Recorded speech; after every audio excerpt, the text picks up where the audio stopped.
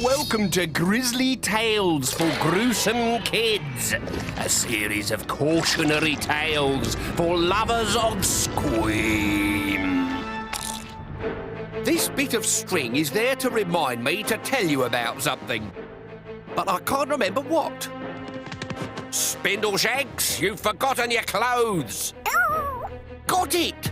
It's to remind me to tell you that this tale is about a forgetful dreamer called Head in the Clouds. I can take it off now. Oh yeah, it was reminding me to stick my finger back on.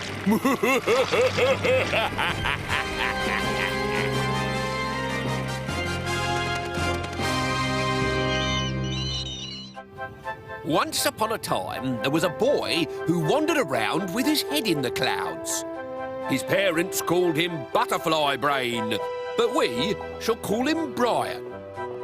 Brian was an accident-prone dreamer who could lose anything.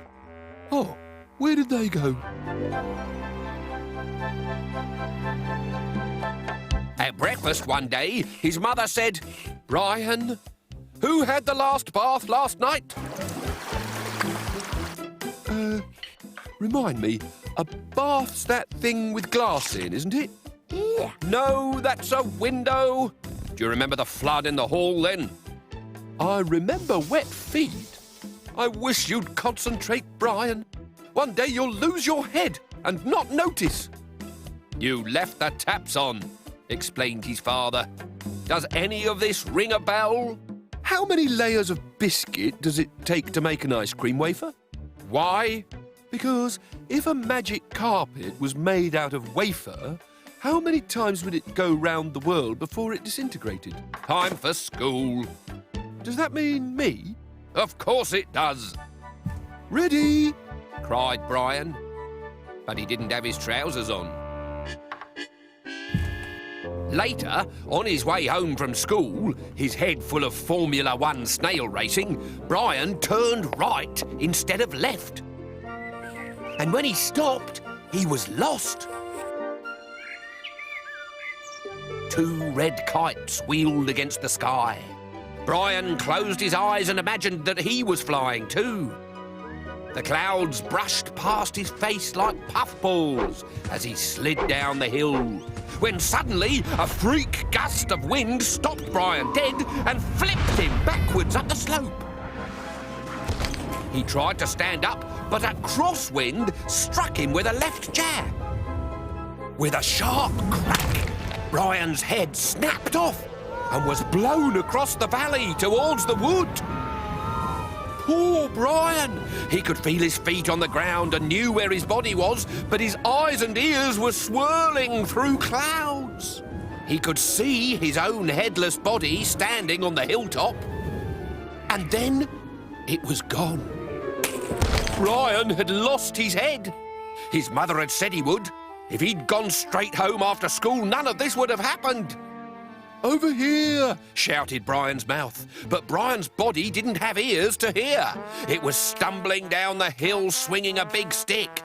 Brian's eyes saw what was going to happen. "Look out!" yelled Brian's mouth as Brian's nose caught a full-blooded whack on the tip. Fortunately, Brian's body felt the pain and was able to bend down and pick up its own head. "Now," said Brian's mouth to Brian's arms, "pop the head back on and we can all go home." But Brian's head wouldn't stick to Brian's neck. "We need help," said Brian's mouth. So Brian's body walked into town and Brian's eyes spied a place called the Body Shop. Body repairs at reasonable prices. "What happened to you?" said the mechanic. "I lost my head," said Brian's mouth, "and now it's making my arms ache." Let me see." "Stop, I'll be sick." "Sorry." "Can you sew me back on?" "I could try, but there's something wrong inside. Mind if I take a look?" Good heavens, I've never seen that before. What? Your head is full of clouds. Look. Then my parents were wrong. I don't walk around with my head in the clouds at all. I walk around with clouds in my head. Does that mean I don't have a brain? It's hard to see. Are you forgetful? Brian forgot that he was on the counter and nodded his head. Ow! I'll give the head a good clean out. Glue the bottom and you can have it back in an hour. Now, whatever you do, don't lose this ticket. It tells me which head is yours. And the silver key opens a very special box. After any operation involving cloud extraction, there is always a small risk of nimbosity. The head must be packed in cotton wool, sealed in a metal box to protect it from cumulus vaporization, and kept in the dark until the eyes open.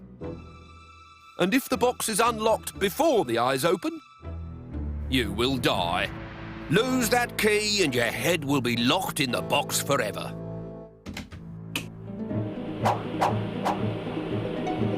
Wait outside. Your body can find its way without a head. Of course it can, said Brian's mouth, as Brian's eyes watched Brian's body crack Brian's neck on the wall.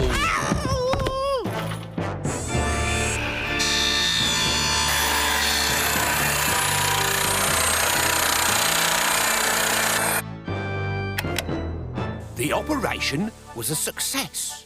The clouds were blown away and a tiny brain was discovered underneath. The mechanic asked for Brian's ticket. What ticket? Replied Brian's muffled voice. His head was packed in cotton wool inside the box. The ticket that tells me the head inside this box is yours. Don't you recognise me? I'm the boy with no head. I was in here a few minutes ago. How am I supposed to recognise you without a head? But you've got it. Open the box. Look at my mouth. That's me talking. I told you nobody can open the box until the eyes are open. From inside the box came the sound of gentle sobbing. Oh, all right, said the mechanic. Just this once. You can take it home.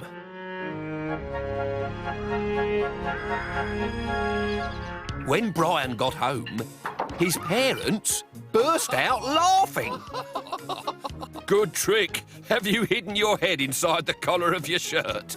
No, I've lost it. Lost it? You always said I would if I didn't concentrate.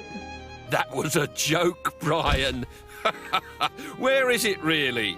In this box. Well, get it out and we'll stick it back on. But I can't. The mechanic said I have to wait until...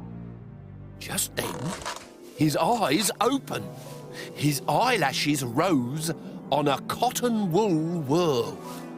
Up close, the cotton wool looked just like clouds. Why don't you open the box? Said his mother.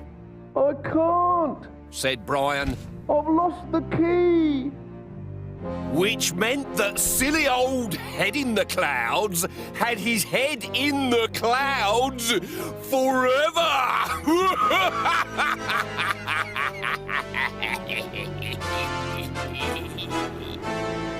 If Brian's head had been screwed on right, he'd never have lost it. That's why I always check my head screwed on properly at least once a week. Look at that. There could have been a very nasty accident there. Whoa! Help! Fiddlesticks!